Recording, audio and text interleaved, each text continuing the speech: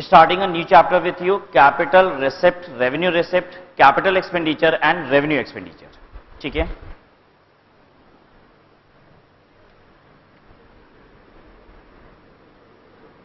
capital and revenue expenditures and receipts.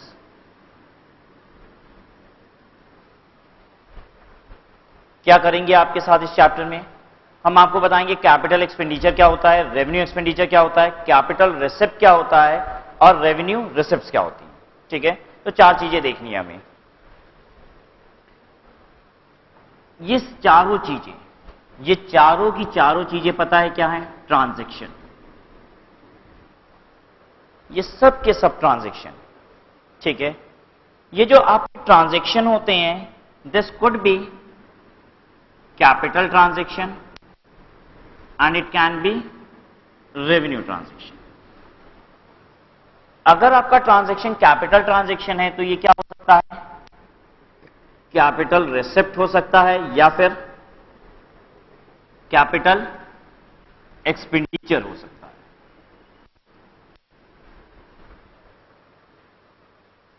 ठीक है, अगर वो ट्रांजैक्शन आपकी रेवेन्यू है तो वो रेवेन्यू रिसिप्ट हो सकती है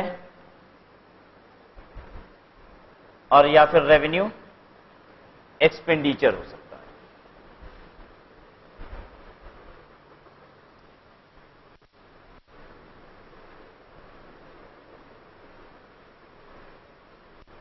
ठीक है, यहां तक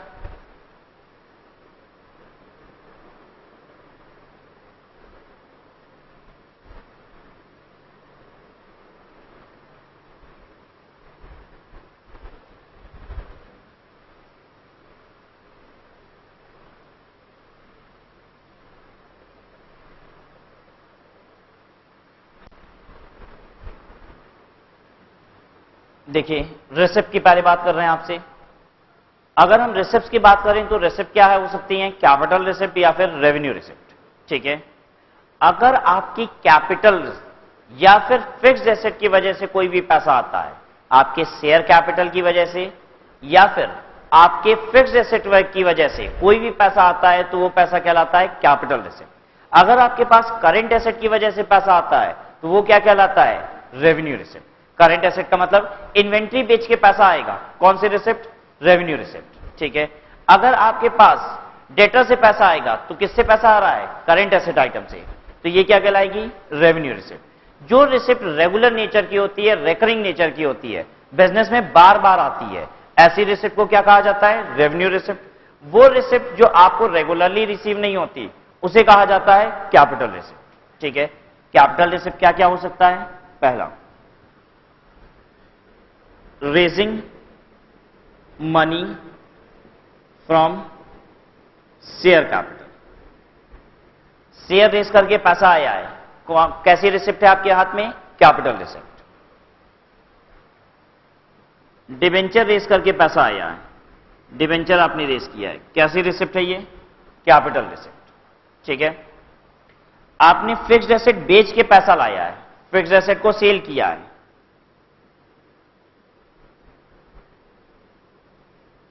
ये है कैपिटल रिसिप्ट. आपने इन्वेस्टमेंट को सेल किया है, ये क्या है? Capital receipt.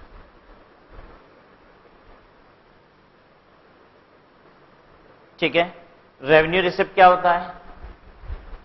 आपने इन्वेंट्री सेल किया, रेवेन्यू रिसिप्ट.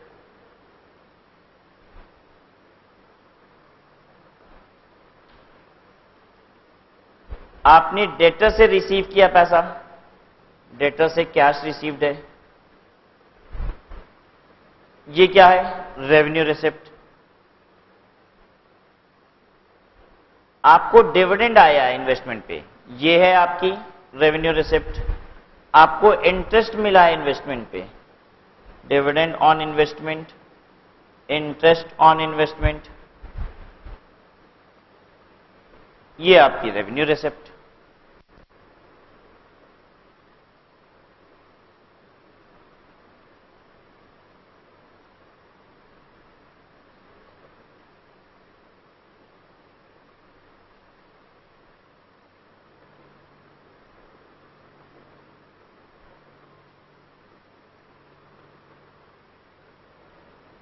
क्या आप अंतर आइडेंटिफाई कर पा रहे हो? आप कैपिटल रिसिप्ट क्या होती है और रेवेन्यू रिसिप्ट क्या होती है? कैपिटल रिसिप्ट का मतलब है वो रिसिप्ट जो रेगुलरली रिसीव नहीं होती, ठीक है। कैपिटल रिसिप्ट का मतलब है जिससे आप अपनी कैपिटल रेज करती हो, वो पैसा जो आता है वो कैपिटल रिसिप्ट है, ठीक है।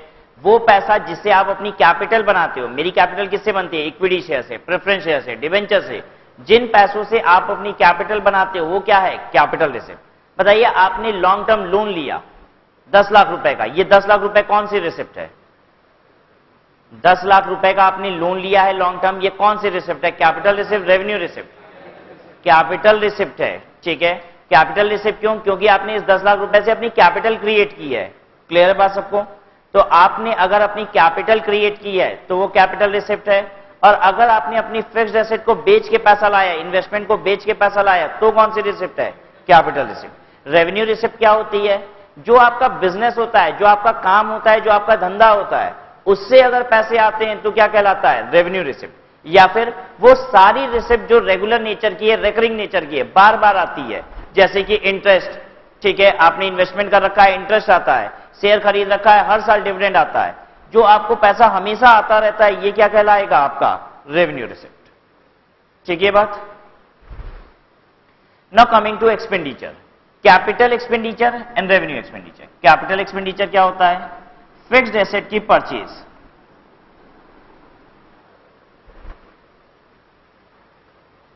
अगर आपने फिक्स्ड एसेट परचेज किया है तो कैपिटल एक्सपेंडिचर है, या फिर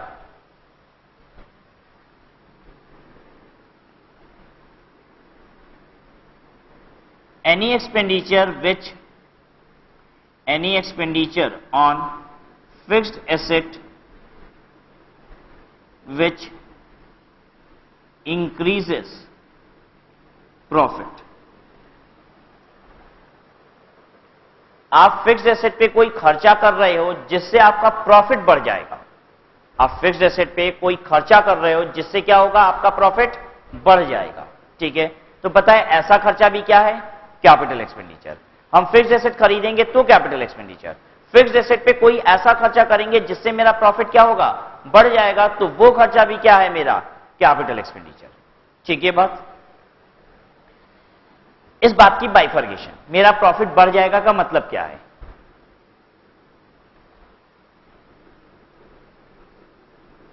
एफिशिएंसी इंक्रीज हो जाएगी। एफिशिएंसी इंक्रीज होने का मतलब है, मान लीजिए मशीन के रिस्पेक्ट में बात करेंगे तो अब मशीन ज्यादा प्रोडक्शन करने लग गई है। पहले 500 यूनिट बनाती थी मेरी मशीन, अब हमने मशीन पे कुछ ऐसा खर्चा किया जिससे मशीन कितना बनाने लग गई है? 600 यूनिट। ठीक है, तो अब ये क्या कहलाएगा? आपका capital expenditure. B, reduced cost of operation.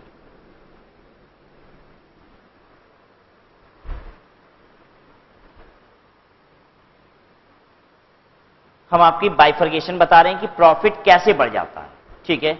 एक तो होता है मशीन ज्यादा एफिशिएंट हो जाती है, 100 यूनिट की बजाय 200 यूनिट बनाने लग गई है, तो अब निश्चित प्रॉफिट ज्यादा हो जाएगा। दूसरा क्या है? मशीन में अब खर्चे कम लगते हैं।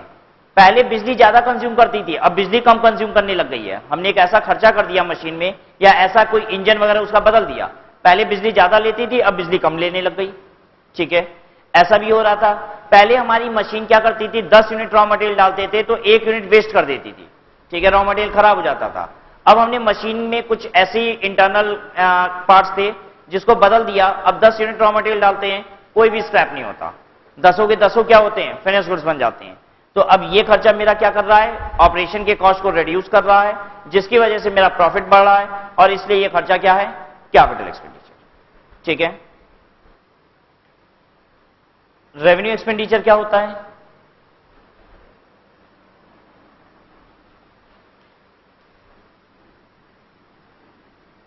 Expense which provides benefit for one accounting year only.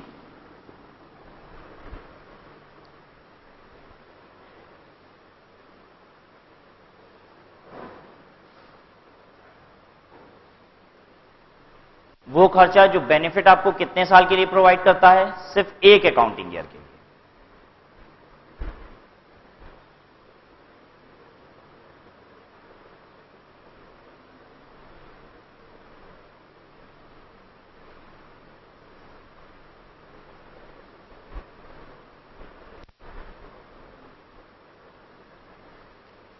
देखिए, बताइए तो यहां पे कौन से खर्चों की बात होती होगी? वो बेनिफिट हमें कितने पीरियड के लिए प्रोवाइड करता होगा? जो कैपिटल एक्सपेंडिचर होगा। जो बेनिफिट हमें प्रोवाइड करता है 1 साल से अधिक के लिए, उसे क्या बोलते हैं? Capital expenditure. लेकिन वो खर्चे जो हमें 1 साल से अधिक के लिए बेनिफिट प्रोवाइड करते हैं और वो फिक्स्ड एसेट पे खर्चा नहीं है, फिक्स्ड एसेट खरीदे या फिर आपने फिक्स्ड एसेट की वजह से ही कोई खर्चा किया, फिक्स्ड एसेट खरीदा या फिर फिक्स्ड एसेट पे कोई ऐसा खर्चा किया जिससे फिक्स्ड एसेट की एफिशिएंसी बढ़ गई या फिर क्या हुआ, फिक्स्ड एसेट की ऑपरेशन कॉस्ट रिड्यूस हो गई। अगर आपने कोई ऐसा खर्चा किया है तब तो हम उसे क्या बोल रहे हैं? Capital expenditure. आपने कोई खर्चा किया, उसका बेनिफिट 1 साल से अधिक है लेकिन वो फिक्स्ड एसेट की वजह से नहीं है, तो पता है ऐसे खर्चे को क्या बोलते हैं? Deferred revenue expenditure. तो एक्सपेंडिचर में 2 बातें आ जाएंगी। एक तो रेवेन्यू खर्चा, वो खर्चे जो बेनिफिट कितने साल के लिए देगा? 1 साल। वो खर्चे जो बेनिफिट 1 साल से अधिक देगा, कैपिटल खर्चा। ठीक है, लेकिन कैपिटल खर्चा तभी जब वो किसकी वजह से हो? Fixed asset. 1 साल से अधिक बेनिफिट भी देगा और फिक्स्ड एसेट की वजह से भी नहीं है, तो क्या है? Deferred revenue. ठीक है बात। तो ये क्या है? Capital expenditure, benefit greater 1 year.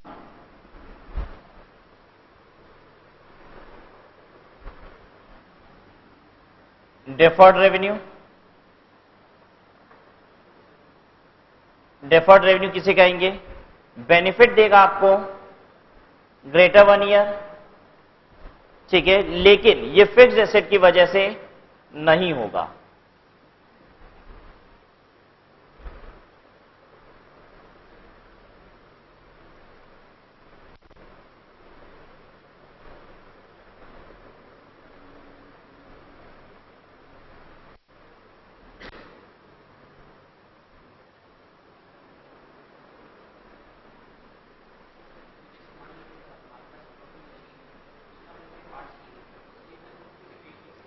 नहीं नहीं, अभी कुछ मत पूछिए, अभी बहुत बात करेंगे, अभी तो बस एक स्टार्ट किया है। ठीक है,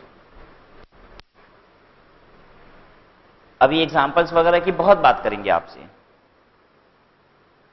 नोट हो गया सबका? चलिए स्टार्ट करते हैं अब हम लोग। पहले हम लोग समझने जा रहे हैं कैपिटल एक्सपेंडिचर और रेवेन्यू एक्सपेंडिचर क्या चीज होती है। ठीक है बात। चलिए बताइए, हमने एक बिल्डिंग बनवाई, कैसा खर्चा? कैपिटल या रेवेन्यू? कैपिटल खर्चा। क्यों कैपिटल खर्चा? पहली बात, बेनिफिट क्या साल देगा? 1 साल से अधिक देगा। दूसरी इंपॉर्टेंट बात, फिक्स्ड एसेट है।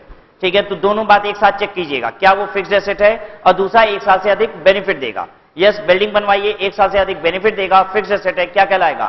Capital expenditure. ठीक है, बिल्डिंग कौन सी है? चलिए यही बिल्डिंग है। ठीक है, ये बिल्डिंग बन के तैयार हो गई, आपने बताया ये कौन सा खर्चा? Capital expenditure. ठीक है, आज की क्लास करने के बाद आपका सर दर्द करने लग जाता है। ठीक है, और सर इतना तेज दर्द करता है कि आप दीवार में सर लड़ा देते हो और एक दीवार गिर जाती है। ठीक है बात, हमने वो दीवार वापस से खड़ी कराई, 50,000 रुपए का खर्चा किया, कैसा खर्चा? Capital expenditure, revenue expenditure? हाँ, रेवेन्यू एक्सपेंडिचर। चलिए बात करते हैं क्यों रेवेन्यू एक्सपेंडिचर। क्या हमने ये जो खर्चा किया है इससे हमारे एसेट की एफिशिएंसी बढ़ गई हो या फिर कॉस्ट ऑफ ऑपरेशन मेरा रिड्यूस हो गया हो? क्या मेरे एसेट की एफिशिएंसी बढ़ गई? क्या मेरे एसेट की इससे वैल्यू बढ़ गई? बिल्कुल नहीं। पता है वैल्यू बढ़ गई ये कंपेयर किससे किया जाता है? किस दिन की वैल्यू से हम वैल्यू कंपैरिजन कर रहे हैं कि बढ़ी कि नहीं बढ़ी? आपकी कंपैरिजन वैल्यू की उस दिन से होती है जिस दिन दीवार खड़ी थी।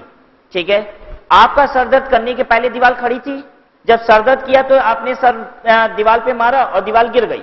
ठीक है, दीवार गिरने के बाद जो वैल्यू थी वो वैल्यू कम हो चुकी थी। दीवार जब गिरने के पहले जो वैल्यू थी, क्या हमें दीवार वापस खड़ी करने के बाद वैल्यू वहीं तक पहुंची? यस, आपकी वैल्यू हमारी बिल्डिंग की बढ़ी नहीं, हमने जो काम किया उससे वैल्यू को वापस से बस रीस्टोर किया, जितनी वैल्यू थी वापस से उतनी ही रही।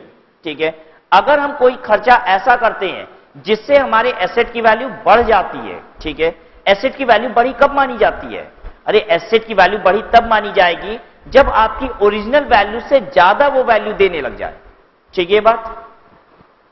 तो आपने अगर दीवार गिरा दी, हमने फिर से दीवार खड़ा करा दी, ये रेवेन्यू खर्चा है। ठीक है बात?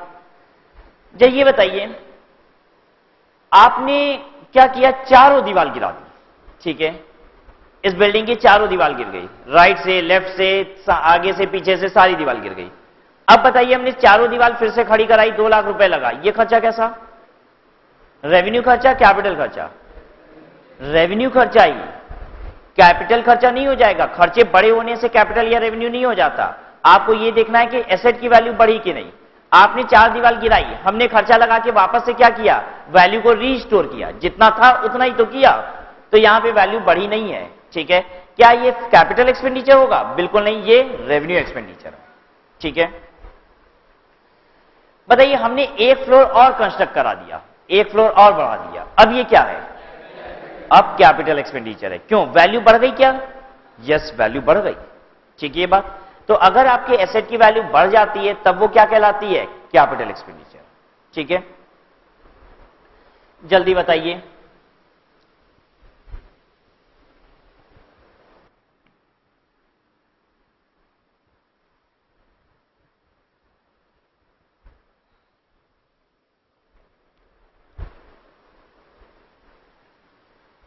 हमने एक एसेट परचेज किया था 10 लाख रुपए का। जिस दिन परचेज किया था ये 500 यूनिट पर मंथ प्रोडक्शन करती थी। 10 लाख की मशीन खरीदे, 500 यूनिट पर मंथ की इसकी प्रोडक्शन थी। ये मशीन थोड़ी सी खराब हो गई थी, हमने इसमें रिपेयर एंड मेंटेनेंस कराया। रिपेयर मेंटेनेंस में खर्चा आया 50,000 रुपए का। ठीक है, रिपेयर एंड मेंटेनेंस कराने के बाद अब ये मशीन पता है कितनी बनाने लग गई है? 550 यूनिट पर मंथ। बताइए, ये 50,000 रुपए का खर्चा कौन सा खर्चा है? Revenue, capital? कैपिटल खर्चा है। ठीक है, पता है हमने ये 50,000 रुपए का खर्चा करके मशीन की एफिशिएंसी बढ़ा दी। ये 500 यूनिट पहले बनाता था, अब कितना बना रहा है? 550 यूनिट। क्या कंपनी की बेनिफिट बढ़ेगा, प्रॉफिट बढ़ेगा? यस। अगर कंपनी का प्रॉफिट बढ़ता है तो मशीन की वैल्यू अधिक मानी जाएगी अब। ठीक है, और ये 50,000 रुपए का खर्चा मेरा कैसा है? Capital expenditure. क्लियर है बात सबको? बताइए, हमने मशीन मंगाई 10 लाख रुपए की, 500 यूनिट ये पर मंथ बनाती है। ये मशीन खराब हो गई, 3-4 साल हो गए, 4 साल बाद, ये 4 साल बाद मशीन बहुत खराब हो चुकी थी। इस समय अब ये 400 यूनिट पर मंथ ही बना रही थी। ठीक है बात? हमने इसमें रिपेयर एंड मेंटेनेंस किया और ये अब 420 यूनिट पर मंथ बनाने लग गई। ठीक है, रिपेयर मेंटेनेंस में खर्चा कितना आया? 20,000 रुपए का। आपको बताना है ये 20,000 रुपए का खर्चा कैपिटल या रेवेन्यू? हाँ, कैपिटल की रेवेन्यू? कितने लोग रेवेन्यू बोल रहे हो? पहले ये देख लें। ठीक है, कितने लोग कैपिटल बोल रहे हो? गलत हो आप सब, रेवेन्यू खर्चा है। क्या हमारी मशीन की एफिशिएंसी बढ़ गई है? बिल्कुल नहीं।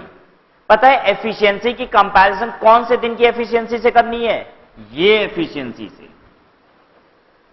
जस्ट सोच के देखो, अगर हम इस दिन की एफिशिएंसी से कंपेयर करेंगे, इस दिन की एफिशिएंसी से कंपेयर करेंगे, तो 1-1 रुपया 8-8 आना, 4-4 आने का खर्चा कैपिटल खर्चा बन जाएगा। सोच के देखो क्यों। यहां पे 400 यूनिट मेरी मशीन बना रही थी। ठीक है, हमने कहा मशीन ठीक चल नहीं रही है, थोड़ा जाम चल रही है। 2 रुपया का तेल मंगाया और डाल दिए, मोबिल डाल दिए। पता है मशीन थोड़ा ज्यादा काम करने लग गई, अच्छा, और 405 यूनिट बना दी।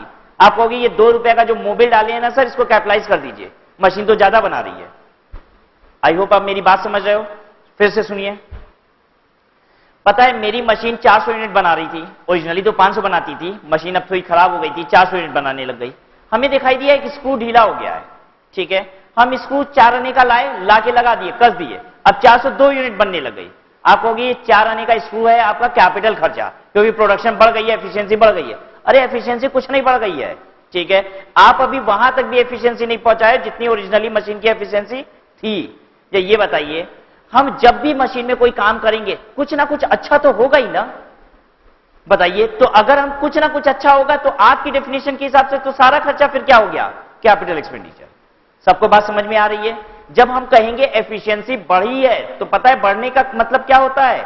जो ओरिजिनल उसकी एफिशिएंसी थी वहां से बढ़ी है। क्लियर इस बात सबको?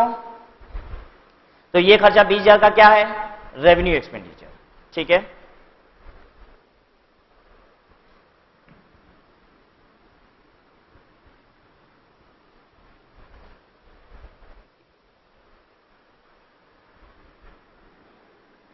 हमने एक मशीन खरीदा 5 लाख रुपए की। ये मशीन का हर महीने इलेक्ट्रिसिटी बिल आता था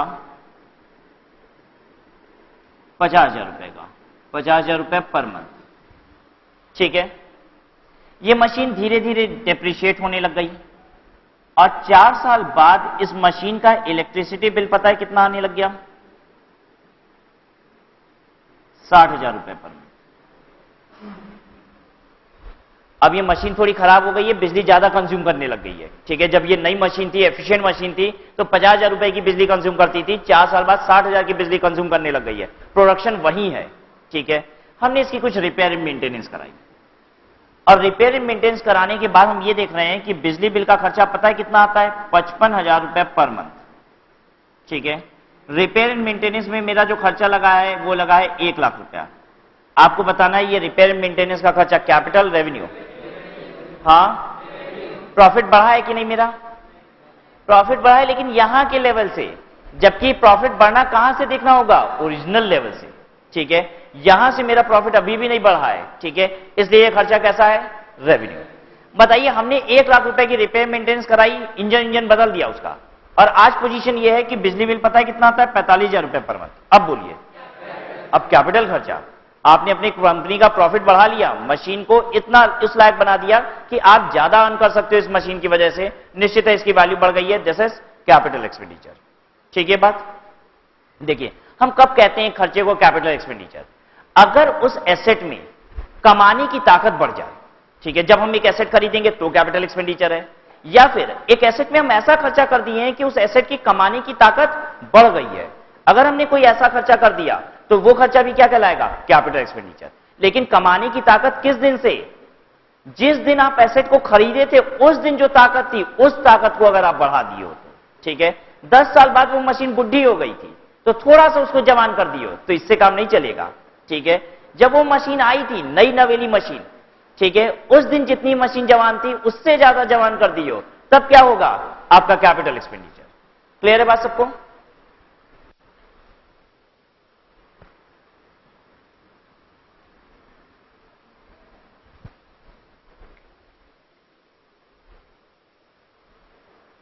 चलिए आंसर कीजिएगा। एक सिनेमा हॉल में सारी सीटें फट चुकी थी। ठीक है, उसका नया कवर बना दिया गया। कैपिटल खर्चा, रेवेन्यू खर्चा? जल्दी से सोचो, कैपिटल खर्चा, रेवेन्यू खर्चा? कैपिटल क्यों? क्या हो गया? सीट क्या कवर लगा दिए, अब क्या होगा? रेवेन्यू बढ़ेगी। क्या फटी सीट थी तो लोग आ नहीं रहे थे, अब एकाएक कवर और लगा दिए, अच्छा तो अब लोग ज्यादा आने लग जाएंगे। नहीं, ये कोई बात नहीं हुई। और बताइए, रेवेन्यू खर्चा है। ठीक है, जल्दी से बताओ, सिनेमा हॉल में 10 सीट और बढ़ा दिए हम, कैपिटल खर्चा क्यों? कैपेसिटी बढ़ गई है, प्रॉफिट बढ़ेगा। ठीक है, ज्यादा कमाओगे आप उससे। ठीक है, सीट फट गई है, उसको आपने लगा दिया, ये तो हमेशा हर 4 दिन पे होगा। ठीक है, फिर फटेगी, फिर लगा दोगे। जब जब आप इस सीट बदलते जाओगे, कवर बदलते जाओगे, एकाएक प्रॉफिट बढ़ने नहीं लग जाएगा। ठीक है, 4 दिन बाद फिर फटेगा, फिर आप लगाओगे। तो ऐसा नहीं होगा कि जैसे जैसे नया लगाते हैं उस दिन भीड़ आ जाती है और फिर जैसे ही फटने लगता है फिर भीड़ कम हो जाती है, फिर एकाएक नया लगाते हैं फिर भीड़ बढ़ने लग गई। ये नहीं होता। ठीक है, वो रेकरिंग नेचर का खर्चा है, हमेशा लगता रहेगा आपके यहां। क्लियर बात सबको? चलिए पढ़ते हैं हम लोग।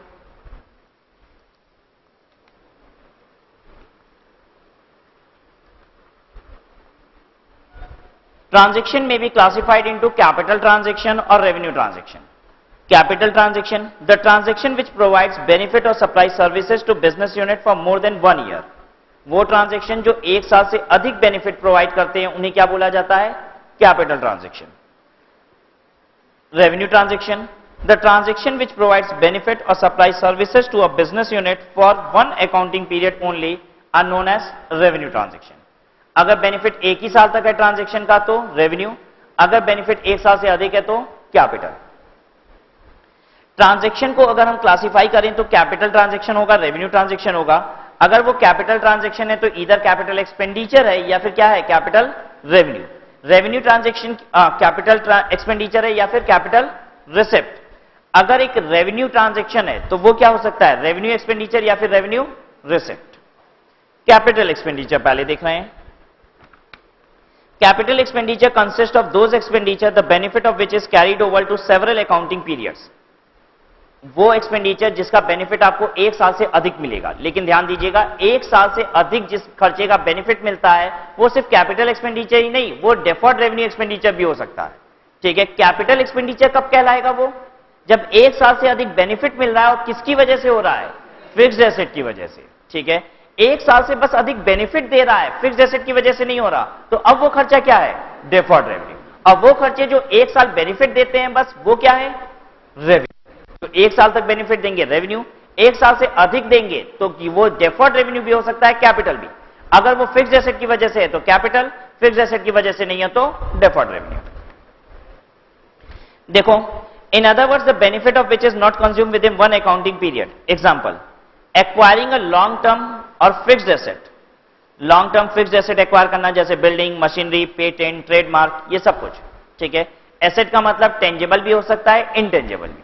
ठीक है, आप अगर एसेट एक्वायर करने के लिए खर्चा करते हो, कैपिटल एक्सपेंडिचर। अब प्रोवाइडिंग सच एसेट्स बाय, या फिर उस एसेट में कुछ प्रोवाइड कर रहे हो, यानी उस एसेट में कुछ खर्चा कर रहे हो। ठीक है, तो ध्यान दीजिएगा, या तो एसेट खरीद रहे हो या एसेट में कुछ खर्चे कर रहे हो। कौन से खर्चे एसेट में कर रहे होंगे, हमने बता रखा है दो बातें। एसेट में कौन से खर्चे कर रहे होंगे, वैसे खर्चे जिससे एफिशिएंसी इंक्रीज हो जा रही होगी, या उस एसेट को चलाने का खर्चा क्या हो रहा होगा, कम हो जा रहा होगा। ठीक है बात। अब providing such assets by increasing its efficiency और कैपेसिटी। आप एसेट की एफिशिएंसी या कैपेसिटी बढ़ा दे रहे हो, ऐसा खर्चा कर रहे हो।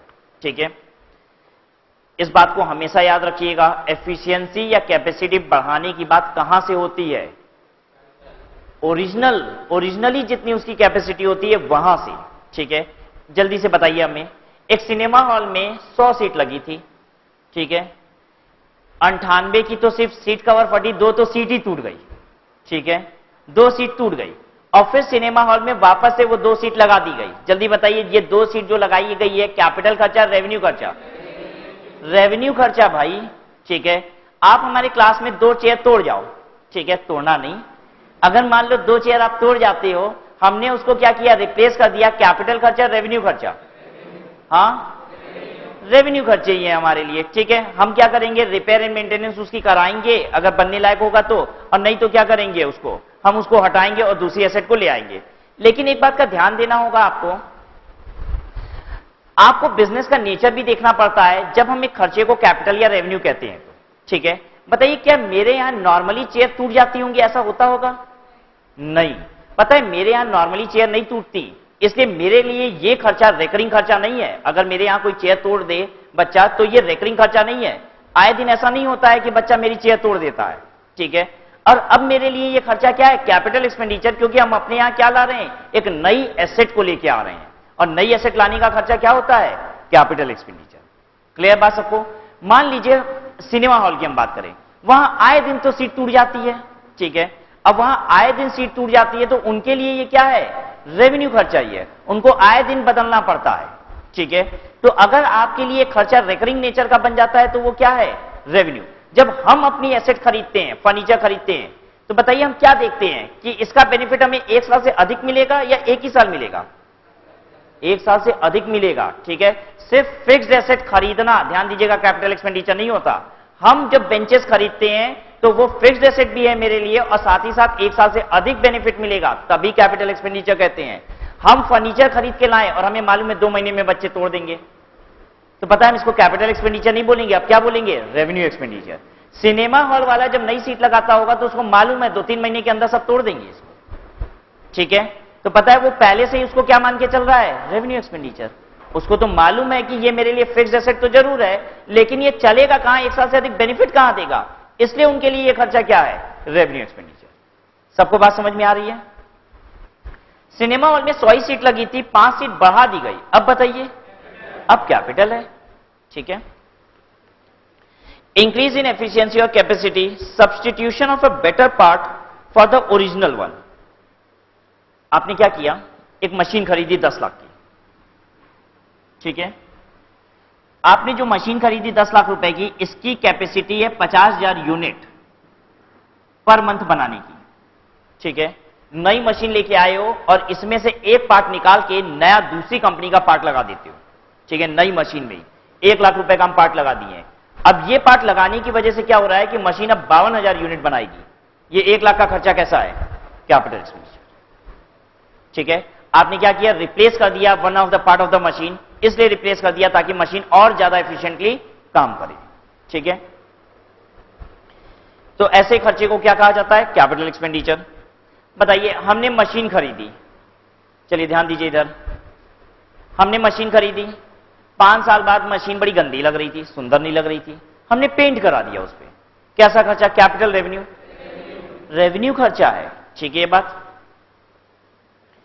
उसके बाद देखिए, affecting economy in its operation, आपने ऐसा खर्चा किया कि उससे ऑपरेशन में इकोनॉमी आ गई, उस मशीन के चलने का खर्चा कम हो गया। इकोनॉमी इन ऑपरेशन का मतलब चलने का खर्चा मशीन के कम हो गया, ठीक है। हमारी मशीन में अभी तक पेट्रोल इंजन लगा हुआ था, ठीक है, हमने पेट्रोल इंजन हटा के डीजल इंजन लगा दिया। बताइए, डीजल इंजन लगा देंगे खर्चा कम होगा कि नहीं, डीजल सस्ता है, पेट्रोल महंगा है। हमने पेट्रोल इंजन हटाया और बदले में क्या लगा दिया, डीजल इंजन लगा दिया। बताइए, हमने जो खर्चा किया है क्या इसे कैपिटलाइज किया जाएगा, यस, इसे कैपिटलाइज कर दिया जाएगा, क्योंकि अब मशीन को चलाने का खर्चा कम हो गया, ठीक है बात। चलिए बताइए हमें, हमने अपने कंप्यूटर का माउस बदल दिया, हमने अपने कंप्यूटर का चूहा बदल दिया, ठीक है। बताइए कैसा खर्चा, कैपिटल खर्चा, रेवेन्यू खर्चा, हाँ रेवेन्यू खर्चा है, ठीक है। चूहा बदल के ऐसा कौन सा कंप्यूटर में हम पहाड़ तोड़ दिए हैं, ठीक है, कि कंप्यूटर की एफिशिएंसी बढ़ गई है, कुछ ऐसा नहीं होगा, ठीक है। अच्छा ये बताओ, मेरे पास अभी तक जो माउस लगा था ना, काम नहीं कर रहा था एकदम, हमने माउस जो बदला है वो एकदम खराब हो गया था, इसलिए बदला है। बताइए कंप्यूटर की एफिशिएंसी बढ़ी कि नहीं बढ़ी, क्या ये खर्चा कैपिटल खर्चा है कि नहीं है, हाँ, माउस एकदम खराब हो गया था भाई, एकदम रद्दी हो गया था, तब बदला हमने। अब बताओ, अरे स्टिल रेवेन्यू, रद्दी हुआ होगा तभी तो बदलेगा ही, ये तो सीधी सी बात है। तो आपको कहना चाहिए सर क्या अच्छा रहेगा तो भी आप बदल देंगे क्या, खराब हुआ होगा तभी बदले होंगे। लेकिन एफिशिएंसी की कंपैरिजन किस दिन से होगी, जिस दिन वो चूहा पहली बार मेरे पास आया था, ठीक है, वहां से कंपेयर कर रहे हैं, तो थोड़ी ना एफिशिएंसी बदल गई। क्लियर बात सबको? बताइए, मेरे कंप्यूटर का तो कीबोर्ड ही खराब हो गया, ठीक है, 2-4 बटन तो एकदम ही खराब हो गई, वो धस गई थी दबाते दबाते, हमने कीबोर्ड बदल दिया, अब रेवेन्यू खर्चा है, ठीक है। बताइए, जैसा अभी तक 4 लेटर तो हम दबा ही नहीं पाते थे, उसका ILU तो काम ही नहीं कर रहा था, ठीक है, जो नया वाला कीबोर्ड लिए उसी में काम कर रहा है। एफिशिएंसी बढ़ी कि नहीं कंप्यूटर की? अरे कुछ चीजें ऐसी थी जो नहीं टाइप कर पा रहे थे, अब टाइप हो रही है, एफिशिएंसी नहीं बढ़ी? हाँ, पहले दिन तो कर रहे थे ना टाइप, ठीक है, वहां से कंपेयर होगा तो अब एफिशिएंसी नहीं बढ़ी है, ठीक है बात। बताइए, हमने अपने कंप्यूटर की हार्ड डिस्क चेंज कर दी, ठीक है, पहले जो हार्ड डिस्क लगी थी वो 500 GB की थी, अब हमने 2 TB की हार्ड डिस्क लगा दी। टीबी ज्यादा होता है, जीबी कम होता है, ठीक है, एक टीबी में 1024 GB होता है, हमने 500 GB हटा के 2 TB लगा दिए। कैपिटल खर्चा, रेवेन्यू खर्चा, कैपिटल खर्चा, ध्यान दीजिए, इससे आपके कंप्यूटर की एफिशिएंसी बढ़ेगी, ठीक है। हमने उसका रैम बदल दिया, रैम होता है ना, हाँ कुछ होता है, 256 MB का रैम था, ठीक है, बहुत पुराना कंप्यूटर था, 256 MB का रैम था, हमने 4 GB का रैम लगा दिया इसमें। जल्दी बताइए, कैपिटल खर्चा, रेवेन्यू खर्चा, कैपिटल खर्चा। हमने 256 MB का रैम हटाया, खराब हो गया था रैम, 256 MB का नया रैम डाल दिया, अब बताइए, रेवेन्यू खर्चा है भाई, इससे हमने क्या नया कर दिया कंप्यूटर में। बात सबको समझ में आ गई है? तो अगर आपने कोई ऐसा खर्चा किया जिससे आपको लगे कि आपने एफिशिएंसी बढ़ा दी, तब तो वो क्या है, कैपिटल खर्चा, अदरवाइज वो रेवेन्यू खर्चा। अब एक बात जो बहुत ध्यान देके सुनना है, वो सारे खर्चे जो आपको भले ही रेवेन्यू नेचर के लगे, लेकिन एसेट को यूज करने से पहले आप जितना खर्चा एसेट पे करते हो वो कैपिटल ही होता है। आज अगर हमने एक एसेट खरीदा, ठीक है, नई एसेट खरीद के लाए हैं, नई एसेट थी नीले रंग की, हमको पसंद नहीं आ रहा था, हमको तो पीला पसंद है, हमने नई नीले रंग की एसेट पे पीला पेंट मरवा दिया, ठीक है। बताइए अभी तक आपने पेंट के खर्चे को क्या बोला था, याद है? रेवेन्यू खर्चा। लेकिन एसेट यूज करने से पहले पीला करवाया है उसको, बताइए अब ये कौन सा खर्चा है? कैपिटल। तो आपको एक बात याद रखनी होगी कि एसेट जब तक हम यूज नहीं कर लेते हैं तब तक तो सारा खर्चा ही क्या है? कैपिटल। तब तक तो रेवेन्यू खर्चा होता ही नहीं है। रेवेन्यू और कैपिटल की क्लासिफिकेशन कब होती है एक एसेट पे? ये क्लासिफिकेशन तब होगी जब आपका एसेट यूज में शुरू हो गया, ठीक है। जब हम एक एसेट पे नया खर्चा करेंगे, ठीक है, यूज करने के बाद, तो अब देखेंगे क्या एफिशिएंसी बढ़ी कि नहीं। एसेट यूज करने से पहले एफिशिएंसी नहीं देखते। एसेट यूज करने से पहले जितना खर्चा करेंगे वो तो सबका सब क्या है? कैपिटल। इतनी बात याद रहेगी कि नहीं सबको? चलिए एक बार रिपीट कर दें। हमने एसेट खरीदा 5 लाख रुपए का, कौन सा खर्चा? जल्दी बोलो। कैपिटल खर्चा, ठीक है। हम एसेट खरीद के लाए, हमको उसका कलर पसंद नहीं आ रहा है, हमने उस पर पेंट मरवा दिया, 500 रुपया और लग गया, कैसा खर्चा? कैपिटल खर्चा। आप नहीं पूछोगे सर पेंट से एफिशिएंसी बढ़ी कि नहीं, मतलब ही नहीं है, अभी यूज ही नहीं किए, ठीक है। जब तक यूज नहीं करेंगे तब तक क्या है? कैपिटल खर्चा। जल्दी से बताइए, एसेट खरीद के लाए हैं, अब उसकी इंस्टॉलेशन करा रहे हैं, कैसा खर्चा? कैपिटल। ध्यान दीजिए, यूज कहां किए हैं अभी थोड़ी ना आपको कुछ सोचना है, इंस्टॉलेशन भी कैपिटल खर्चा, ठीक है। फिर उसके बाद हमने क्या किया? अपने वर्कर को ट्रेनिंग दिलवाई उस एसेट पे, हमने अपने वर्कर को ट्रेनिंग दिलवाई कि वो एसेट कैसे यूज करेंगे, ठीक है। बताइए ये खर्चा भी क्या है? कैपिटल खर्चा है, एसेट की कॉस्ट में जोड़ दीजिएगा। क्लियर है बात सबको? तो एसेट जब आप खरीदते हो तो खरीदने से रिलेटेड भी सारे खर्चे कैसे हैं? कैपिटल खर्चे हैं। जब तक हम यूज नहीं कर लेंगे वो सारे खर्चे जो रेवेन्यू दिखाई देते हैं वो सब भी क्या है? कैपिटल। एक एसेट खरीद के यूज करना शुरू कर दिए, उसके बाद भी क्या कैपिटल खर्चे हो सकते हैं? एक एसेट खरीद के यूज करना शुरू कर दिए, फिर उस एसेट पे कोई खर्चा करोगे तो क्या वो भी कैपिटल हो सकता है? हो सकता है। कब हो सकता है?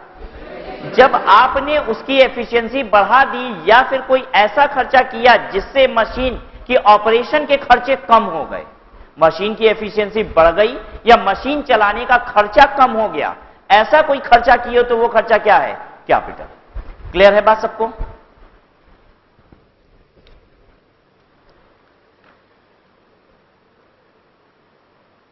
तो affecting economy in its operation, that is cost of replacing a petrol driven engine by a diesel driven engine, ठीक है। आप चाहो तो उसको आसान लैंग्वेज में लिख लो, lower cost of production. Machine के रिस्पेक्ट में कैसे बात की जाती है? प्रोडक्शन के खर्चे कम हो जाते हैं। इकोनॉमी इन ऑपरेशन का मतलब क्या हुआ? Lower cost of production. और पहला वाला पॉइंट था increase in efficiency. Increase in efficiency का मतलब क्या होता है? मोर प्रोडक्शन, क्वांटिटी बढ़ जाती है, वहां लिख दो मोर प्रोडक्शन। इंक्रीज इन एफिशिएंसी का मतलब मोर प्रोडक्शन। और इकोनॉमी इन ऑपरेशन का मतलब reduced cost of production, production करने के खर्चे कम हो जाएंगे आपके, ठीक है।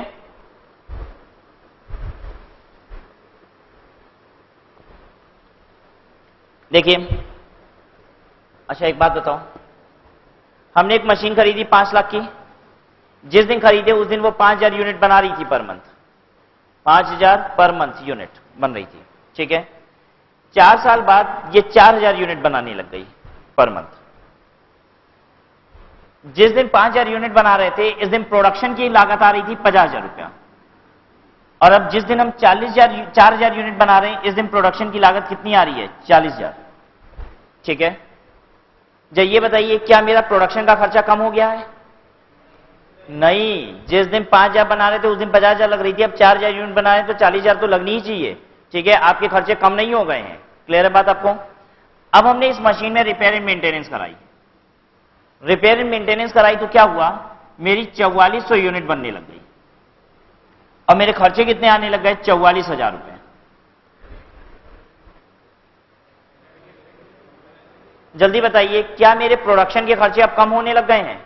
बिल्कुल नहीं भाई, पहले 5000 बनाती थी 50,000 लगता था, अब 4400 यूनिट बनाएंगे तो 44,000 लग रहा है, खर्चे कम कहां हो गए हैं? ठीक है बात। तो ध्यान दीजिएगा ये खर्चा कैसा है, रेवेन्यू। देखिएगा, thus capital expenditure is incurred either in acquiring, extending or improving assets which are of permanent nature and not acquired for sale। अगर आप खर्चा करते हो एक्वायर करने के लिए, एक्सटेंड करने के लिए, एक्सटेंड करने का मतलब एसेट को बड़ी करने के लिए, ठीक है। अभी हमारी एसेट सिर्फ एक ही काम करती है, प्लास्टिक का बॉल बनाती है, ठीक है। अब हमने सोचा है कि हम प्लास्टिक का डॉल भी बनाएंगे बॉल के साथ, ठीक है। हमने मशीन को क्या किया, थोड़ा सा बड़ा कर दिया, कुछ और पार्ट्स लगा दिए, तो हम प्लास्टिक का बॉल भी बनेगा, साथ में प्लास्टिक की डॉल भी बनेगी, ठीक है। अगर हमने ऐसा कोई खर्चा लगाया है तो अब ये खर्चा क्या है, कैपिटल एक्सपेंडिचर। एक्वायरिंग के खर्चे, एक्सटेंडिंग के खर्चे, इंप्रूविंग, इंप्रूविंग का मतलब क्या होता है, ये दो बातें, इंप्रूविंग का मतलब दो बातें, एफिशिएंसी को बढ़ाना या फिर प्रोडक्शन की लागत को कम करना, ठीक है।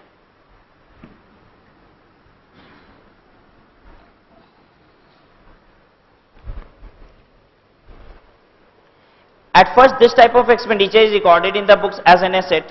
Since the asset is used for the purpose of earning revenue in different accounting period, a part of the said asset is consumed and becomes revenue expenditure. ये एसेट तो कैपिटल एक्सपेंडिचर होता है, लेकिन इसका एक हिस्सा हर साल रेवेन्यू एक्सपेंडिचर कहलाता है। बिना पढ़े बताओ कौन सा हिस्सा इसका रेवेन्यू एक्सपेंडिचर कहलाता है हर साल? कैपिटल एक्सपेंडिचर का एक हिस्सा हर साल रेवेन्यू एक्सपेंडिचर कहलाता है। कैपिटल एक्सपेंडिचर का एक हिस्सा हर साल रेवेन्यू एक्सपेंडिचर कहलाता है। डेप्रीशिएशन, जब आप कैपिटल एक्सपेंडिचर करते हो तो उस पर डेप्रीशिएशन लगाते हो, अब वो डेप्रीशिएशन वाला हिस्सा क्या कहलाता है हर साल का? रेवेन्यू एक्सपेंडिचर, ठीक है। देखिए, a part of the said asset is consumed and becomes revenue expenditure for the respective accounting period by way of depreciation.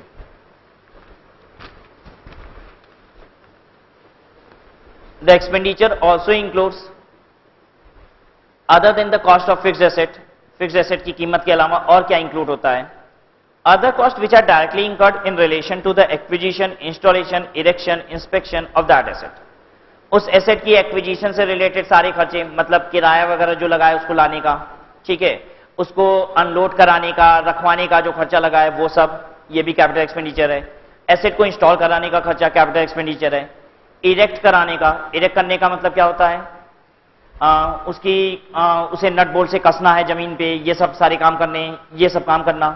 Inspection करना मतलब मशीन को चेक करना कि वो सही काम कर रही है कि नहीं कर रही है, कोई डिफेक्ट तो नहीं है। ये सारी चीज के भी जो खर्चे होते हैं वो सब क्या है? Capital expenditure. Practically the concept of capital expenditure is connected with the duration of the accounting period. Capital expenditure या रेवेन्यू एक्सपेंडिचर आप तब तक नहीं कह सकते जब तक आपको अकाउंटिंग पीरियड ना मालूम। बात समझिएगा क्यों ऐसा कर रहे हैं। सपोज हमने एक मशीन एक्वायर की, ठीक है, और ये बेनिफिट हमको देगी सिर्फ 9 महीने के लिए, 9 मंथ के लिए। कैपिटल एक्सपेंडिचर है, रेवेन्यू एक्सपेंडिचर है। मशीन एक्वायर की है, बेनिफिट देगी 9 महीने के लिए, कैपिटल रेवेन्यू? हाँ, रेवेन्यू है। कैपिटल खर्चा थोड़ी ना, इसका डेप्रीशिएशन चार्ज करोगे क्या करंट ईयर में? अरे 9 महीने में खत्म हो जाएगी, पूरा पूरा मशीन ही पीएल में चला जाएगा। बात समझ में आ रही है? मशीन ही 9 महीने चलती है आपकी, ये रेवेन्यू खर्चा है आपका, ठीक है। लेकिन मान लीजिए मेरा अकाउंटिंग पीरियड ही कितना है? 3 महीने का। पहले तो ये बताओ पॉसिबल है क्या हम 3 महीने का अकाउंटिंग पीरियड बना सकते हैं? हाँ, यस, आपने पढ़ रखा है कि अकाउंटिंग पीरियड 3 महीने का भी हो सकता है। अगर मेरा अकाउंटिंग पीरियड 3 महीने का है, मशीन 9 महीने चलेगी, अब बताइए मशीन का खर्चा कैपिटल एक्सपेंडिचर है? बात समझ में आ रही है हम क्या कहना चाहते हैं? कैपिटल खर्चा या रेवेन्यू खर्चा ये किस पे डिपेंड होता है? आपका अकाउंटिंग पीरियड कितना बड़ा है। जल्दी बताइए, क्या मेरा अकाउंटिंग पीरियड, एक सेकेंड, मशीन चलेगी मेरी 3 साल, ठीक है, मतलब मशीन 3 साल चलेगी, कैपिटल खर्चा, रेवेन्यू खर्चा? अभी आप कहोगे कैपिटल खर्चा, ठीक है। क्यों कहोगे? क्योंकि आप यही सोच रहे हो अकाउंटिंग पीरियड कितना है? 12 महीना। जब हम नहीं बोलेंगे अकाउंटिंग पीरियड तो इसका मतलब 12 महीना ही। अब हम बोल रहे हैं आपका अकाउंटिंग पीरियड ही 4 साल का है, अकाउंटिंग पीरियड ही 4 साल का है। अब मशीन का खर्चा कैसा है? रेवेन्यू है। बात सबको समझ में आ गई? तो एग्जाम में ऐसे भी पूछ सकता है आपसे, कहेगा कि बताइए अकाउंटिंग पीरियड 3 साल है, मशीन जो चलेगी वो 2 साल चलेगी, बताइए मशीन का खर्चा कैपिटल खर्चा, रेवेन्यू खर्चा? रेवेन्यू खर्चा, क्योंकि अकाउंटिंग पीरियड 3 साल है तो एक अकाउंटिंग पीरियड से कम बेनिफिट आप ले रहे हो, तो रेवेन्यू खर्चा हो गया, ठीक है ये बात। देखिए क्या लिखा है, practically the concept of capital expenditure is connected with the duration of accounting period. यहां से इंपॉर्टेंट मार्क कर लीजिए इस लाइन को, तो practically the concept, practically the concept of capital expenditure is connected with the duration of the accounting period, because if the accounting period is of the duration of a decade, मान लीजिए accounting period एक decade का है, decade का मतलब 10 years, ठीक है। accounting period अगर एक decade का है, 10 साल का है, as compared to a year, वो 1 साल का नहीं है, 10 साल का है, तो several expenditure which are now considered as capital, तो जितने खर्चों को आप अभी कैपिटल कह रहे थे would have been considered revenue, वो अब रेवेन्यू बन जाएंगे। जैसे अगर मेरा अकाउंटिंग पीरियड 1 साल का है, तो 5 साल वाली मशीन को हम क्या बोल रहे थे अभी तक, कैपिटल। अगर अकाउंटिंग पीरियड मेरा 1 साल की बजाय 10 साल हो जाए, तो अब वो 5 साल की मशीन को क्या बोलोगे आप, रेवेन्यू बोलने लग जाओगे, ठीक है। यही बोल रहा है, कह रहा है कि अगर मेरा अकाउंटिंग पीरियड एक डिकेड का हो जाए, तो बड़े सारे खर्चे जिसको आज तक आप चिल्ला चिल्ला के क्या बोल रहे थे, कैपिटल, उसे अब क्या बोलने लग जाओगे, revenue. Similarly, if the accounting period is of the duration of a month, मान लीजिए accounting period सिर्फ 1 महीने का है, several expenditure would have been considered as capital expenditure। 1 महीने का अगर accounting period है, तो बड़े सारे खर्चे को अभी तक आप revenue बोल रहे थे, उसको भी पता है क्या बोलोगे आप, capital। एक खर्चा था जो 5 महीने बेनिफिट दे सकता था, अभी तक क्या बोल रहे थे आप, revenue। 1 महीने का accounting period जिस दिन होगा, उसको भी आप क्या बोलोगे, capital। चलिए, this was all about capital expenditure. अब हम लोग देखने जा रहे हैं रेवेन्यू एक्सपेंडिचर्स को।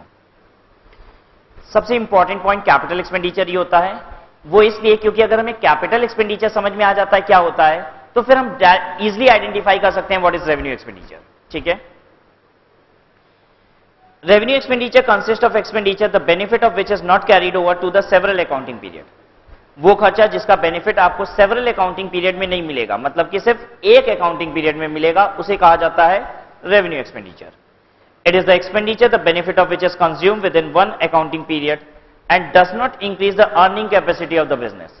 इससे आपके बिजनेस की अर्निंग कैपेसिटी बढ़ती नहीं है, ठीक है। अर्न करने के लिए जो खर्चा करना है वही कर रहे हैं, ठीक है। This expenditure is practically incurred in order to maintain the existing earning capacity of the business. जो मेरी अर्निंग कैपेसिटी है उसको मेंटेन करने के लिए जितना खर्चा कर रहे हैं वो रेवेन्यू खर्चा है। अगर हम कोई ऐसा खर्चा करेंगे जिससे हम अपनी अर्निंग को बढ़ा सकते हैं, तब तो वो खर्चा क्या कहलाएगा, कैपिटल खर्चा। लेकिन याद रखना होगा, अगर वो खर्चा आपके बेनिफिट अर्निंग को बढ़ा पा रहा है, तो बेनिफिट भी कितने साल दे, 1 साल से अधिक, ठीक है। In order to maintain the existing earning capacity of the business and includes all expenses which arise in the normal course of business, जैसे कि cost of sale. Cost of sale का मतलब क्या होता है, जो माल बेचे उसकी कीमत, ठीक है।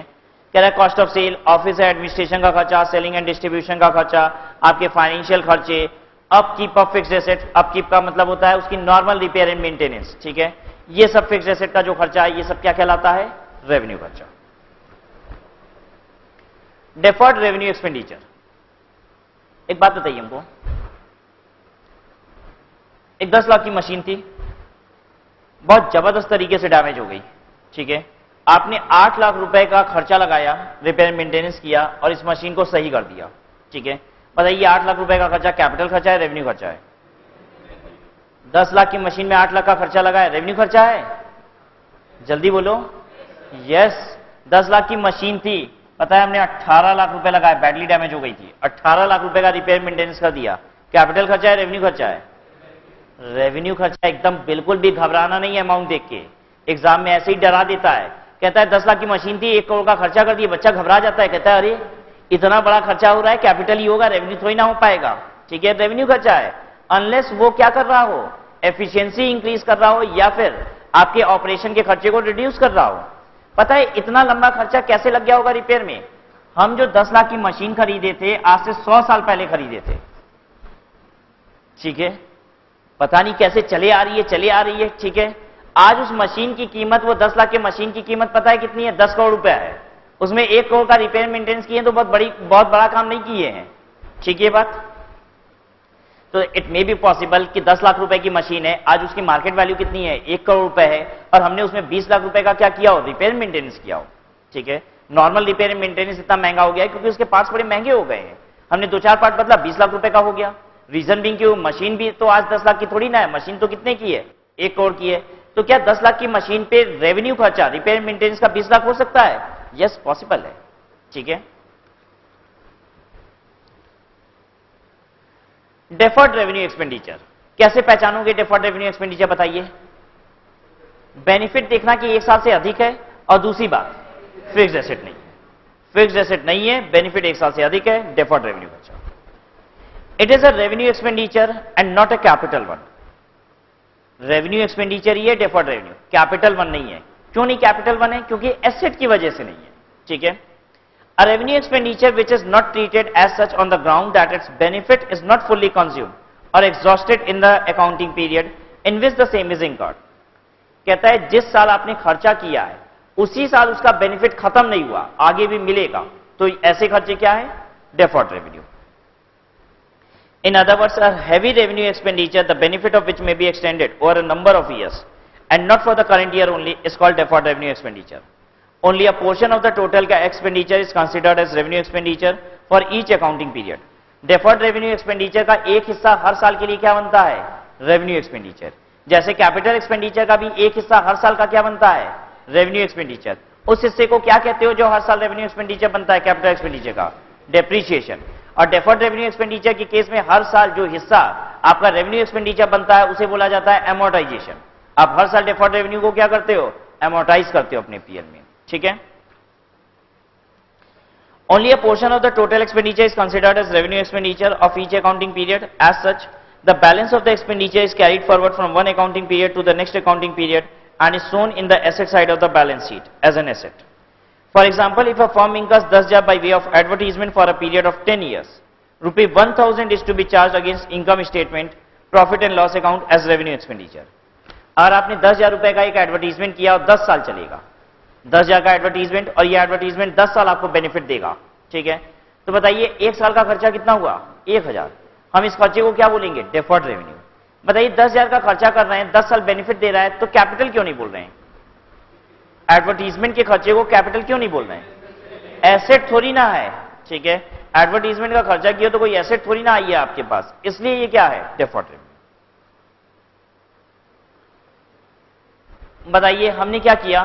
10,000 रुपए में किसी से लाइसेंस ऑब्टेन कर लिया, एक बिजनेस करने का 10,000 रुपए में लाइसेंस ऑब्टेन कर लिया 10 साल के लिए। बताइए ये खर्चा कौन सा है? आपने 10 साल बिजनेस करने के लिए लाइसेंस ऑब्टेन किया है 10,000 रुपए में, ये 10,000 रुपए का खर्चा कैसा है? पहले बताओ, बेनिफिट 1 साल देगा या 10 साल? 10 साल का लाइसेंस है बिजनेस का, 1 साल से अधिक बेनिफिट दे रहा है। 1 साल से अधिक बेनिफिट दे रहा है, या तो डेफर्ड रेवेन्यू हो सकता है और या फिर क्या हो सकता है? कैपिटल। अगर एसेट आ रही है तो कैपिटल, एसेट नहीं आ रही है तो कैपिटल नहीं है। जल्दी बताओ। डेफर्ड रेवेन्यू, कैपिटल आ रही है आपको दिखाई नहीं दे रहा है। Licence is an intangible asset. ठीक है। लाइसेंस क्या होता है? फ्रेंचाइजी लाइसेंस, कॉपीराइट, ट्रेडमार्क, ये सब क्या है? Intangible assets. ठीक है। दिस एन इंटेंजिबल एसेट, ये आपके लिए क्या बन जाएगा? Capital expenditure. तो देखिए एडवर्टीजमेंट का खर्चा है, एसेट तो है नहीं, 10 साल बेनिफिट देगा, डेफर्ड रेवेन्यू। एक एक साल पीएल में चार्ज कर दीजिए 1,000 रुपया। By way of advertisement for the current year 9,000 will be carried forward in the asset side of the balance sheet as deferred revenue expenditure. Deferred revenue expenditure को दिखाया कहां जाता है वैसे? Asset side of the balance sheet. ठीक है। Last में मिसक्लेनियस item के तौर पर इसे दिखाया जाता है बैलेंस शीट में। Since the benefit will accrue in the subsequent year. Example इसके क्या क्या है? Primary expenses. प्राइमरी एक्सपेंसेस किसे कहा जाता है? कंपनी के इनकॉर्पोरेशन से पहले जो खर्चे होते हैं, कंपनी बन के अभी तैयार नहीं हुए उसके पहले जितने खर्चे होते हैं उन्हें कहा जाता है primary expenses. Brokerage and underwriting commission. Company क्या कर रही है? शेयर्स वगैरह बेचने के लिए अपने ब्रोकरेज दी है। ठीक है। अब बताइए शेयर जो आया है पैसा, उससे तो कई साल ना बेनिफिट होगा, तो जो ब्रोकरेज दिए वो एक बार का खर्चा थोड़ी ना है, कई सालों के लिए खर्चा है। ठीक है। लेकिन एसेट तो कोई आई नहीं है ब्रोकरेज देके मेरे पास, एसेट थोड़ी ना है, तो इसलिए ये खर्चा क्या कहलाता है? Deferred revenue. Underwriting commission, research and development का खर्चा, ये सब क्या है? Deferred revenue. हालांकि अब आपको एक बात का याद रखना होगा, रिसर्च एंड डेवलपमेंट के खर्चे, रिसर्च एंड डेवलपमेंट का खर्चा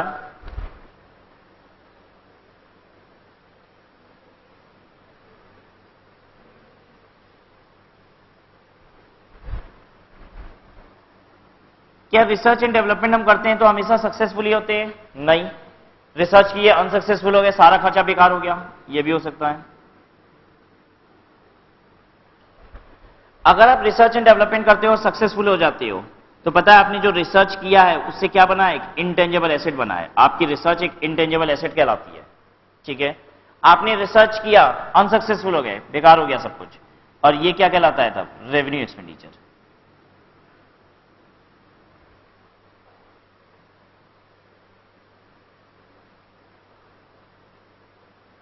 तो आज के दिन में इंटेंजिबल एसेट्स जो होते हैं, रिसर्च एंड डेवलपमेंट के जो खर्चे होते हैं, वो डेफर्ड रेवेन्यू नहीं कहलाते हैं, ठीक है। ये बात पता है। AS 26 is a new accounting standard which is on intangible asset. ये अकाउंटिंग स्टैंडर्ड में हमने आपको बताया था, AS 26 is an accounting standard on intangible asset. और इस अकाउंटिंग स्टैंडर्ड ने क्या किया है? AS 8 जो रिसर्च एंड डेवलपमेंट पे होता था उसको खत्म कर दिया और लाके कहां मर्ज कर लिया? AS 26 में। और जब से ये AS 26 में मर्ज हुआ है तब से वो डेफर्ड रेवेन्यू वाली कहानी खत्म।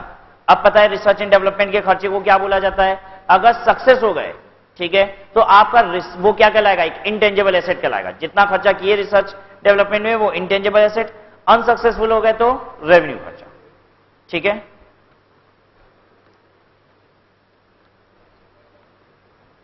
वहीं पे लिख लिया ना जहां लिखा हुआ है रिसर्च एंड डेवलपमेंट, अब डेफर्ड रेवेन्यू नहीं, अब ये एक पोजीशन है। डेफर्ड रेवेन्यू के कुछ एग्जांपल देखिए।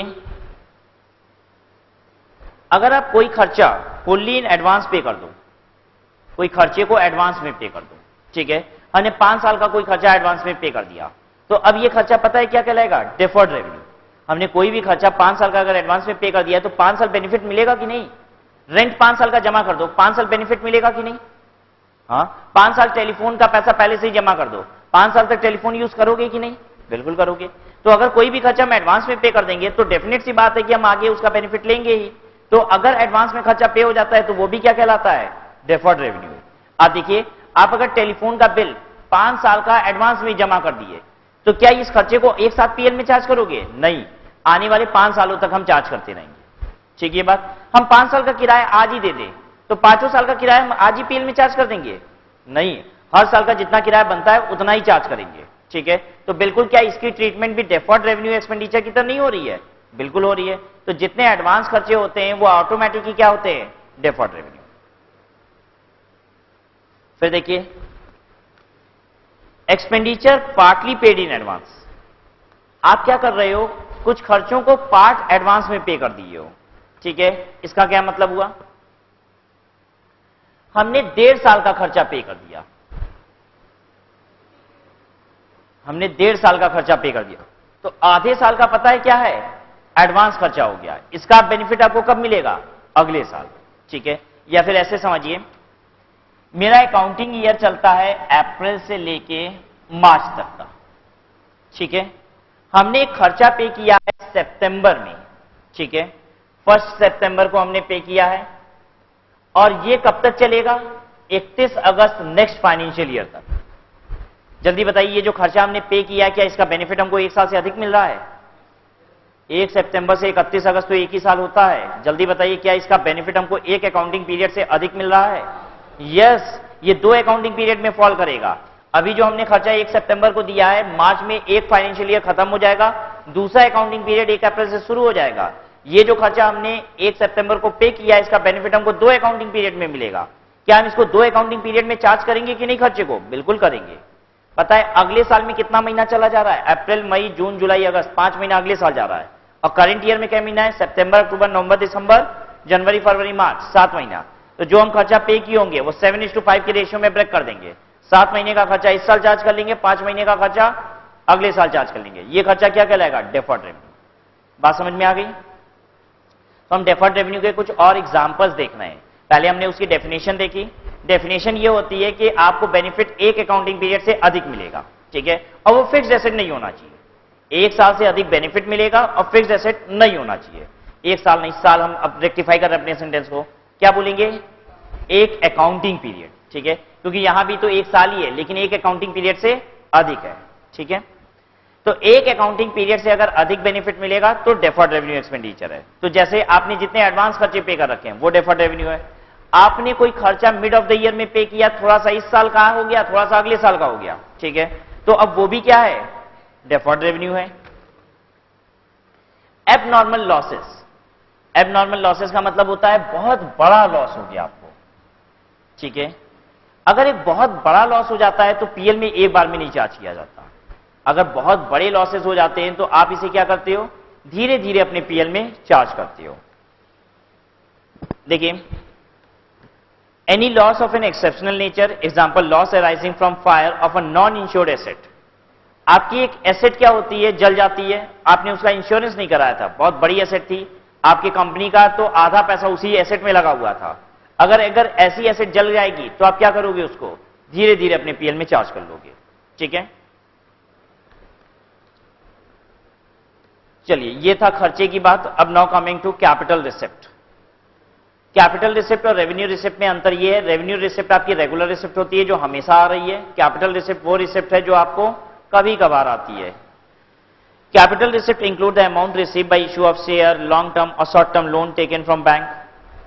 शेयर से जो पैसा आ रहा है, लोन से जो पैसा आ रहा है, cell proceed of fixed asset, that is the receipt which arise not from ordinary और रेगुलर कोर्स ऑफ बिजनेस। आपके रेगुलर कोर्स ऑफ बिजनेस से जो नहीं आ रहा है, मतलब बिजनेस का जो काम है, ठीक है, उससे नहीं आ रहा है, तो वो रिसिप्ट क्या कहलाती है, कैपिटल रिसिप्ट, ठीक है। बताइए, हम फिक्स्ड एसेट बेच के पैसा पा रहे हैं, क्या ये मेरे बिजनेस का काम है फिक्स्ड एसेट बेच के पैसा पाना? नहीं। इन्वेंट्री बेच के पैसा पाना, ये मेरे बिजनेस का काम है, ठीक है। इन्वेंट्री बेच के पैसा पाना क्या हो जाएगा, रेवेन्यू रिसिप्ट, और एसेट बेच के पैसा पाना कैपिटल रिसिप्ट। देखिए, as such capital receipt create liability either to outsider और टू ओनर। अगर आपके पास कैपिटल रिसिप्ट आती है तो ये लायबिलिटी क्रिएट करती है ईदर टू आउटसाइडर और to owner, but capital profit of a company arise from the following. In fact capital profit क्या होता है ये भी देख लीजिए पैरेलली कैपिटल रिसिप्ट के साथ साथ। अगर आपको प्रॉफिट होता है प्रायर टू इनकॉर्पोरेशन तो ये प्रॉफिट क्या है, कैपिटल प्रॉफिट। इनकॉर्पोरेशन के पहले, मतलब कंपनी अभी बनी नहीं है, उसके पहले ही क्या हुआ है, आपको प्रॉफिट हो गया है। कंपनी इनकॉर्पोरेट नहीं हुई, उसके पहले प्रॉफिट कैसे हो सकता है? हमारी कंपनी इनकॉर्पोरेट नहीं हुई है, उसके पहले ही हमें कैसे प्रॉफिट हो सकता है? नहीं, चलिए हम बता रहे हैं। प्रॉफिट प्रायर टू इनकॉर्पोरेशन का मतलब क्या होता है? इनकॉर्पोरेशन वर्ड यूज किया जाता है कंपनी के टर्म्स में, ठीक है। बात, इनकॉर्पोरेशन वर्ड किसके लिए यूज किया जाता है? कंपनी के लिए। सभी बिजनेस के लिए इनकॉर्पोरेशन वर्ड नहीं यूज होता, बाकी सभी वर्ड्स के लिए यूज होता है। बिजनेस के लिए वर्ड स्टार्टेड, बिजनेस स्टार्ट होता है, ठीक है। कंपनी क्या होती है, स्टार्ट नहीं होती, इनकॉर्पोरेट होती है, ठीक है। मान लीजिए हम किसी का रनिंग बिजनेस खरीद ले रहे हैं, आप अभी तक प्रोप्राइटरशिप चला रहे थे, ठीक है। हम कहते हैं हम आपका बिजनेस खरीदेंगे, किस नाम से, A limited. A limited will be the name of the company, और ये आपके बिजनेस को खरीद लेगी। आपकी अभी तक प्रोप्राइटरशिप बिजनेस थी, ठीक है। बताइए, जब हम ये बिजनेस खरीदना पसंद करेंगे आपका, तो क्या करेंगे? पहले ए लिमिटेड नाम की कंपनी बनाएंगे, ये सब करेंगे, या पहले आपसे सौदा करेंगे? जल्दी से पहले सौदा करेंगे। हम आपकी दुकान पे आए, आपका बिजनेस पसंद आया, हमको वो बिजनेस कंपनी के नाम से चलाना है, ए लिमिटेड के नाम से, तो ये नहीं कि पहले जाएंगे कंपनी रजिस्टर कराएंगे उसके बाद आपसे मिलेंगे, पहले सौदा करेंगे आपसे, ठीक है। तुरंत आपको पैसा देंगे, दुकान से निकालेंगे और खुद बैठ जाएंगे, अब उसके बाद कंपनी बनाना शुरू करेंगे, ठीक है। तो जब तक मेरी कंपनी इंकॉर्पोरेट नहीं हो जाती, क्या हमको कमाई शुरू हो गई है कि नहीं? हो तो गई है। दुकान से तो आपको निकाल के खरीद के हमने दुकानदारी शुरू कर दी, पैसा कमाना शुरू कर दिए। जितना प्रॉफिट कमा रहे हैं, पता है ये कैसा प्रॉफिट है? Capital profit. क्योंकि रेवेन्यू प्रॉफिट कब आएगी? जब कंपनी इंकॉर्पोरेट हो जाएगी। क्लियर बात सबको?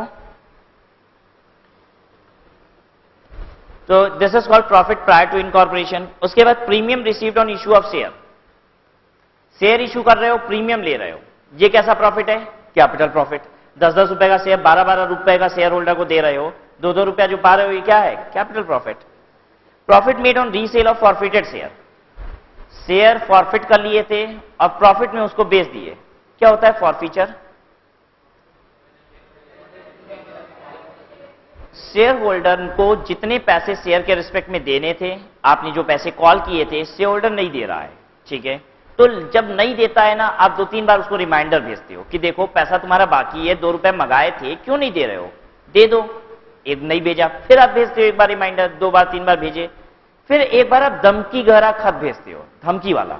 उस धमकी वाले खत में क्या लिखा होता है, देखो 20 दिन के अंदर दे देना, और अगर नहीं दिए तो हम क्या करेंगे, तुम्हारा शेयर रख लेंगे, पैसा भी गया और शेयर भी गया।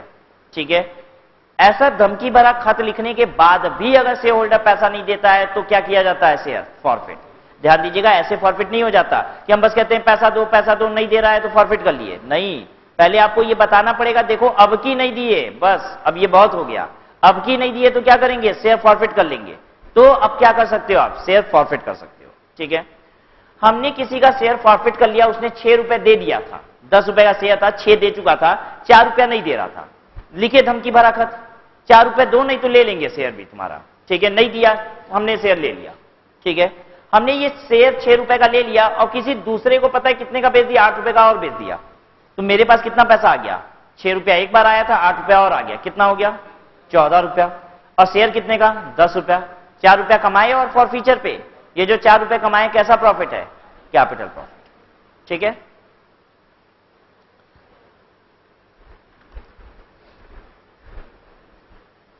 आपने एक बात बताते हैं आपको, बस आपकी एडिशनल नॉलेज के लिए। देखिए, आपने जब भी देखा होगा कि क्लास 12 वगैरह में फॉरफीचर वगैरह किए हो, आपने देखा होगा कि जब एक शेयर फॉरफिट होता है तो दोबारा जब वो री इश्यू होता है तो आप देखे होगे 10 रुपए का शेयर है तो 8 ही में री इश्यू हो जा रहा है, 6 में ही री इश्यू हो जा रहा है। क्यों, ऐसा क्यों? अरे 10 रुपए का शेयर है तो 10 रुपए में क्यों नहीं री इश्यू हो रहा है? वो पहले किसी से पैसा उठाया हुआ था, तो इससे क्या मतलब है? ऐसे समझो, कंपनी ने हमको शेयर दिया कितने में, 10 रुपए में। कंपनी ने हमको शेयर कितने में दिया, 10 रुपए में। आपको शेयर कितने में दिया कंपनी ने, 10 रुपए में ही। आपने लेकिन कंपनी को 6 रुपए दिया, 4 रुपए नहीं दिया, तो कंपनी ने आपका शेयर क्या किया, फॉरफिट कर लिया। अब कंपनी उस शेयर को हमको दोबारा बेचेगी, बताइए हम कितना देने को तैयार हो जाएंगे, 10 रुपए फिर दे देंगे। अरे हम शेयर लेने को तैयार, 10 रुपए में लिए ही है ना शेयर, तो और देना होगा तो कंपनी को हम 10 रुपए नहीं दे देंगे, दे ही देंगे। लेकिन पता है कंपनी फिर बाद में जब फॉरफिटेड शेयर को री इश्यू करती है तो आप देखोगे 10 रुपए का शेयर 8 में ही हो रहा है, 6 में ही हो रहा है। क्यों? क्योंकि ये जो कंपनी के डायरेक्टर होते हैं ना, ये सब बेईमान होते हैं। क्या करते हैं, जितना शेयर सबका फॉरफिट करते हैं वो अपने आप को री इश्यू कर लेते हैं। ठीक है, जब इनसे पूछा जाता है बताइए आप लोग पब्लिक को क्यों नहीं दिए, कहते हैं अरे पब्लिक को बात करते, न्यूज में छपवाते, तब ना पता चलता, कितने खर्चे लग जाते हैं। ठीक है, तो हम ही लोग ले लिए। अब हम लोग गरीब आदमी है, कंपनी के डायरेक्टर, कहां उतना पैसा है। ठीक है, जो था 8 रुपया 6 रुपया हम लोग ने डायरेक्टर में आपस में बात कर ली और सस्ते रेट में अपने को अलॉट कर लिया। मार्केट में पब्लिक से बात करने जाते तो पैसा लगता है ना।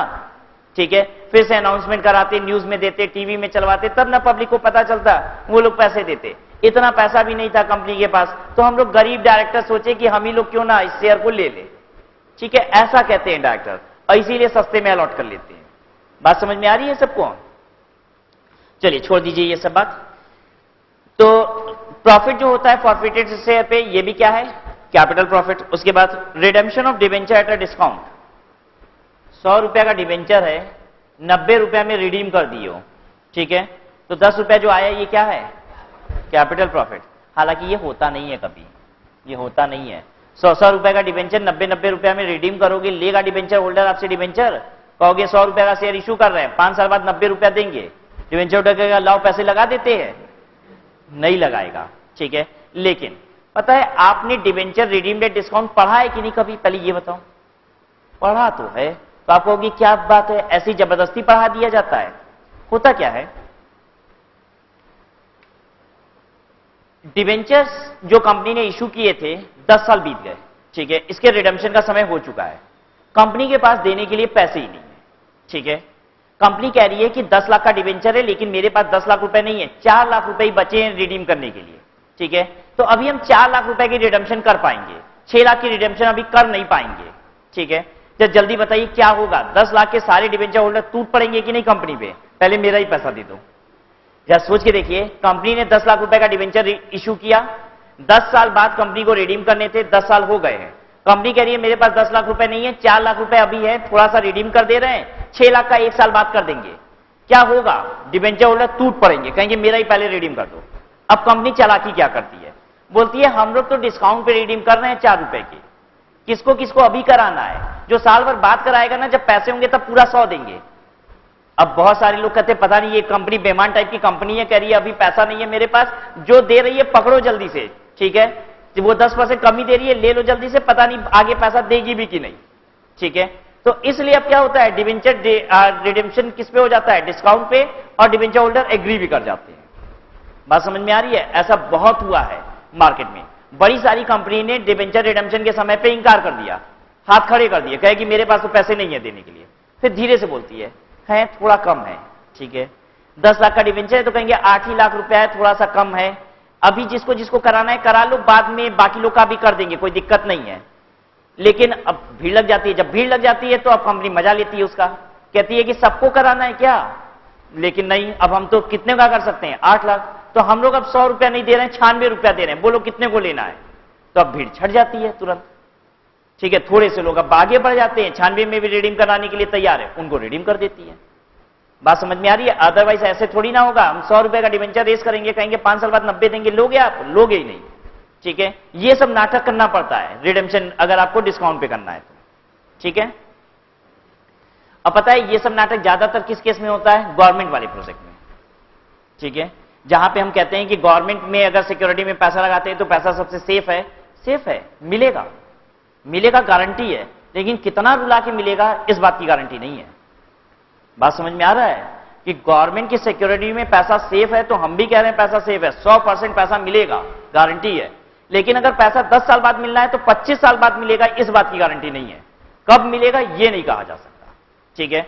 और गवर्नमेंट क्या करती है, यही सब करती है, गवर्नमेंट जितने ब्रिज बनवाती है, डैम बनवाती है, उन सब के लिए मार्केट से पैसे उठाती है, ठीक है, उस सिक्योरिटी के नाम से, ठीक है। जैसे नर्मदा प्रोजेक्ट जब बन रहा था, डैम बन रहा था नर्मदा, तो उसमें सिक्योरिटी भी इशू की गई, उसका नाम भी क्या था, नर्मदा प्रोजेक्ट की सिक्योरिटी, ठीक है, debentures for Narmada security.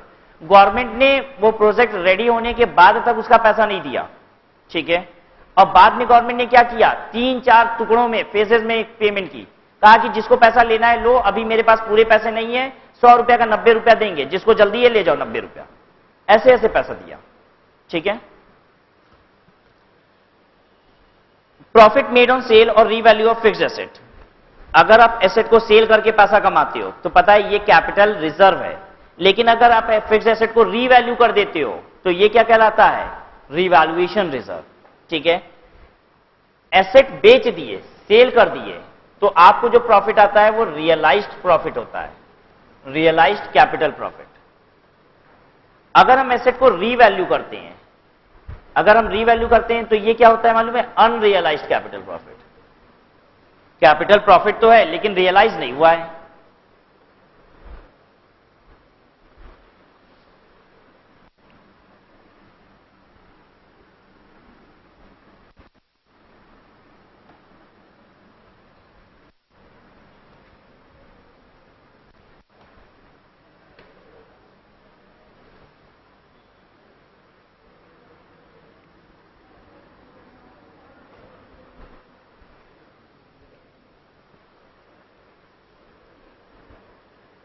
Revenue receipt comprise sale proceed of merchandise, discount received, commission received, interest received, dividend received on investment etc. Revenue receipt क्या होता है, cell proceed of merchandise, merchandise का मतलब इन्वेंट्री, ठीक है। डिस्काउंट रिसीव्ड, कमीशन रिसीव किया, interest receive किया, dividend receive किया, ये सब क्या है, revenue receipt. That is all the recurring income which a business earns during normal course of its activities. Revenue receipt do not create any liability to the firm. Revenue income on the other hand is that portion of revenue receipt which relates to accounting period under review. That is for the current year is called revenue income. Revenue receipt की बात तो हो गई हमारी। Revenue income क्या चीज होती है, रेवेन्यू इनकम वो इनकम जो हमारे करंट ईयर को बिलोंग करती है, ऐसी इनकम को कहा जाता है रेवेन्यू इनकम, ठीक है। वो इनकम जो आपको कैपिटल की वजह से आती है, शेयर पे आ गया, ठीक है, डिबेंचर के रिडेम्पशन पे आ गया, फिक्स्ड एसेट बेच के आ गया, ये सब प्रॉफिट क्या है, ये सब प्रॉफिट क्या कहलाते हैं, कैपिटल प्रॉफिट, ठीक है।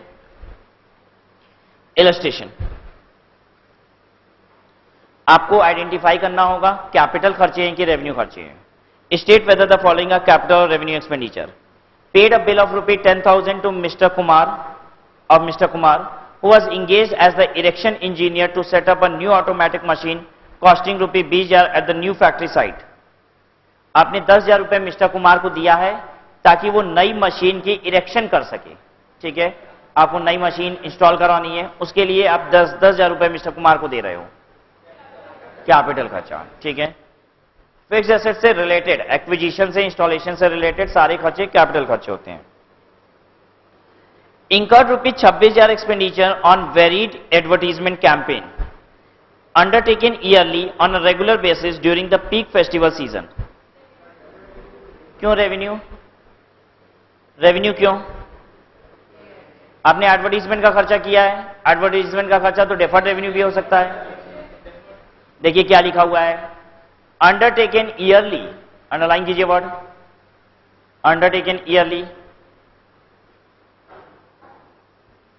एडवर्टीजमेंट करते हो, खर्चा हर साल करते हो, ठीक है। हर साल करने का मतलब क्या हुआ, एक बार खर्चा करते हो हमेशा बेनिफिट होता है, ये नहीं है, हर साल खर्चा करने पड़ते हैं। तो कैसा खर्चा है? Revenue. In accordance with the long term plan of providing well equipped labour welfare centre, ₹90,000 being the budgeted allocation for the year. अपनी कंपनी के लिए लेबर वेलफेयर सेंटर बना रहे हो, ठीक है, 90,000 रुपए का खर्चा हुआ है, कैपिटल खर्चा है।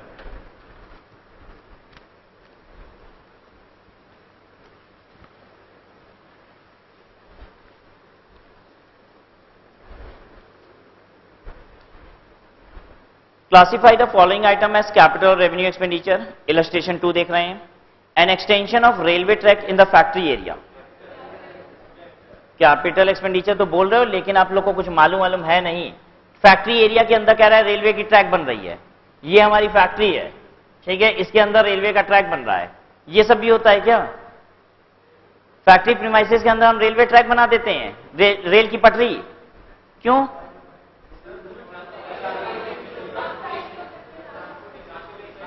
क्या ट्रांसपोर्टेशन? अच्छा, एक सेकंड, धीरे धीरे बोलो, लड़ाई क्यों कर रहे हो? बड़ी मशीनरी क्या करेंगे हम? ट्रेन से लेके आएंगे। हाँ, ट्रेन किसकी होगी? भारत सरकार वाली ट्रेन की हमारी ट्रेन भी होगी? हाँ, भारत सरकार वाली ट्रेन होगी, उसमें मेरी मशीन होगी और पटरी मेरी होगी। हाँ, मेरी पटरी पे भारत सरकार वाली ट्रेन चलेगी, फैक्ट्री के अंदर चलेगी, ठीक है। अब वो अपनी पटरियों पे नहीं चलेगी, वो मेरी पटरियों पे चलेगी फैक्ट्री के अंदर। यही कहना चाहते हो आप?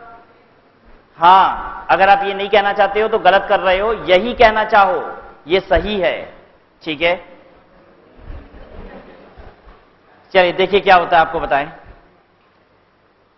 देखिए गवर्नमेंट क्या करती है, मान लीजिए ये गवर्नमेंट, यहां पे रेलवे ट्रैक जो बिछा हुआ है वो रेलवेज का ट्रैक है, ठीक है।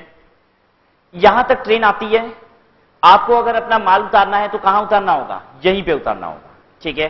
फिर आगे आप अपने साधन से उसे कैरी कर लीजिए। लेकिन अगर आप मान लीजिए यहां तक गवर्नमेंट की ट्रैक है और यहीं से आप क्या करते हो, अपनी ट्रैक भी बनवा देते हो, ठीक है, गवर्नमेंट से परमिशन लेके। इनफैक्ट गवर्नमेंट से परमिशन भी नहीं मिलता है, आपको क्या करना होता है कि रेलवेज को एक एप्लीकेशन लिखनी होती है कि हमें ट्रैक बनवानी है, ठीक है। तो ट्रैक भी पता है कौन बनाता है? रेलवे ही बनाती है। रेलवे उसका कोटेशन बना के दे देती है, आपको अपनी फैक्ट्री के अंदर ट्रैक चाहिए तो हम ही बनाएंगे, आप नहीं बना सकते। पता चला आप ट्रैक बनाए और रेल क्या हुई, उलट गई पटरी पे से, ठीक है। तो गवर्नमेंट आपको अपने से बनाने नहीं देती, आपको अपनी फैक्ट्री के अंदर भी बनाना है तो कौन बनाएगा? रेलवे ही बनाएगी। रेलवे आपको कोटेशन बना के दे देती है, कहती है इतना पैसा लगेगा, बोलो तो बना दें। आप कहते हो बना दीजिए, तो रेलवे अब क्या करती है? रेलवे आपका ट्रैक बना देती है, ठीक है।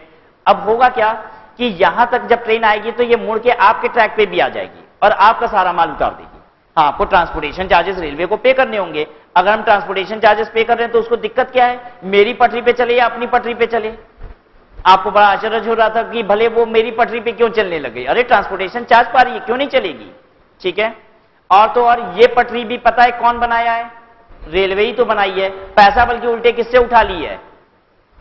जिसकी फैक्ट्री है उससे उठा ली है, ठीक है, कि तुम्हारी प्रीमाइसेस के अंदर है, पैसा तुम दोगे, पटरी हम बना देते हैं, अपनी रेल भी उस पर चला देंगे, हम तुम्हारा माल तुम्हारे दरवाजे तक पहुंचा देंगे, ट्रांसपोर्टेशन चार्जेस देने होंगे। क्लियर है बात सबको?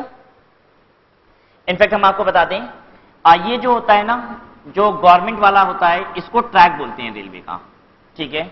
इसको ट्रैक नहीं बोला जाता, इसको साइडिंग्स बोला जाता है। रेलवे ट्रैक्स उनको बोले जाते हैं जो गवर्नमेंट के होते हैं, ठीक है। अगर हम अपनी फैक्ट्री के अंदर बनवाएंगे तो उसको रेलवे ट्रैक्स नहीं बोलते हैं, उसको रेलवे साइडिंग्स बोलते हैं, ठीक है। टेक्निकल वर्ड आपको बता रहे हैं, ऑल्दो यहां कुछ भी लिखा हो फर्क नहीं पड़ता। N extension of railway track in the factory area. Factory area में आप रेलवे ट्रैक को बढ़वा दिए हो, ठीक है, मतलब रेलवे साइडिंग्स बनवा दिए हो, ट्रैक ही है ये। बताइए खर्चा कौन सा है, कैपिटल रेवेन्यू, कैपिटल खर्चा है, ठीक है। ध्यान दीजिएगा, अब आप क्या करते हो, इसको अपने बुक्स में फिक्स एसेट की तरह दिखाते हो और इस पे डेप्रिसिएशन चार्ज करते हो, ठीक है।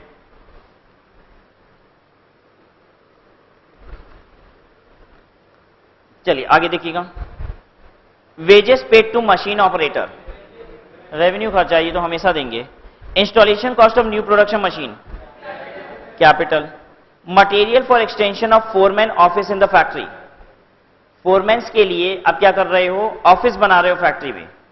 फोरमैन का मतलब होता है सुपरवाइजर्स, ठीक है। आप उनके लिए एक फैक्ट्री में ही एक ऑफिस बना रहे हो, बताइए कैसा खर्चा है, कैपिटल खर्चा है। ऑफिस बना रहे हो, तुरंत खत्म थोड़ी ना हो जाएगी, एक बार ऑफिस बनाए, फोरमैन रहे और जाते जाते तोड़ के जाएंगे साल भर बाद। अरे ऑफिस बन गई है तो बनी रहेगी। Rent paid for the factory, revenue, ये तो हमेशा देते रहोगे। Payment for computer time to operate a new stores control system, computer time का मतलब हो गया कंप्यूटर पे काम करने वाला ऑपरेटर है, वो कंप्यूटर पे समय दे रहा है, आप उसके लिए क्या कर रहे हो, उसको पेमेंट कर रहे हो। क्या ऑपरेट कर रहा है वो, एक नए स्टोर में कंट्रोल सिस्टम देख रहा है पूरा, रेवेन्यू खर्चा है। Wages paid to new employees for building the foremans offices, foreman के लिए ऑफिस बनवा रहे हो फैक्ट्री में, ठीक है, अपने ही एम्प्लॉय को वेजेस दे रहे हो, अपने ही एम्प्लॉय को वेजेस दे रहे हो, ठीक है। फोरमैन के लिए ऑफिस बनवाने के लिए अपने ही एम्प्लॉयज को आप वेजेस पे कर रहे हो, कैसा खर्चा, कैपिटल खर्चा है, ठीक है। अपने ही एम्प्लॉय को देने का मतलब ये नहीं है कि रेवेन्यू खर्चा है, हम ये खर्चा किस लिए कर रहे हैं, एक लॉन्ग टर्म के लिए, एक नई बिल्डिंग बना रहे हैं हम, ठीक है। इलस्ट्रेशन 3,